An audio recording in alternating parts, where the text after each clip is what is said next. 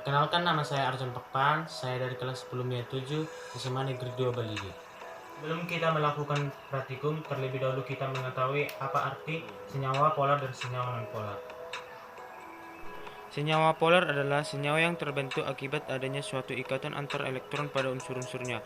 Hal ini terjadi karena unsur yang berikatan tersebut mempunyai nilai elektronegativitas yang berbeda. Ciri-ciri senyawa polar yaitu 1. Dapat larut dalam air dan pelarut lain. 2. Memiliki kutub positif dan kutub negatif akibat tidak meratanya distribusi elektron. Unsur-unsur senyawa polar yaitu alkohol ACI, PC13H2O, N2O5. Sedangkan senyawa nonpolar adalah senyawa yang terbentuk akibat adanya suatu ikatan antar elektron pada unsur-unsur yang membentuknya. Hal ini terjadi karena unsur yang berikatan mempunyai nilai elektronegativitas yang sama atau hampir sama. Ciri-ciri senyawa nonpolar yaitu 1. Tidak larut dalam air dan pelarut polar lain. 2. Tidak memiliki kutub positif dan kutub negatif akibat meratanya distribusi elektron. Unsur senyawa nonpolar yaitu C12, PC15, H2, N2, O2, CO2, CH4, dan Cl2. Setelah kita mengetahui apa arti senyawa polar dan senyawa non-polar, mari kita melakukan praktikum. Telah menyediakan bahan.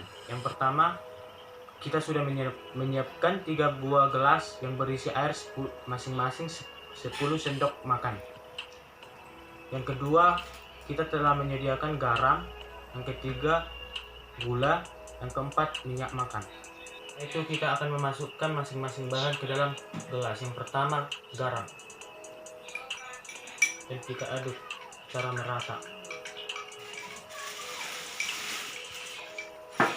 Yang kedua, gula. Kita memasukkan dan mengaduknya secara merata. Yang ketiga, minyak makan.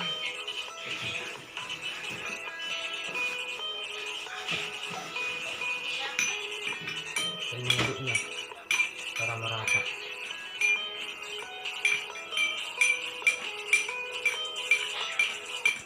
Setelah itu kita akan menunggu perubahannya. Setelah kita menunggu beberapa menit, kita dapat menyimpulkan manakah yang termasuk senyawa polar dan manakah yang termasuk senyawa non-polar. Kita tahu bahwa ciri senyawa polar terlarut dalam air. Seperti contoh, garam dan gula terlarut dalam air. Berarti garam dan gula termasuk senyawa polar. Sementara senyawa non-polar tidak terlarut dalam air. Seperti contoh, minyak ini tidak terlarut dalam air. Berarti minyak termasuk senyawa non-polar. Sekian dan terima kasih. Sekian dari video praktikum saya. Semoga bermanfaat bagi teman-teman saya. Sekian dan terima kasih.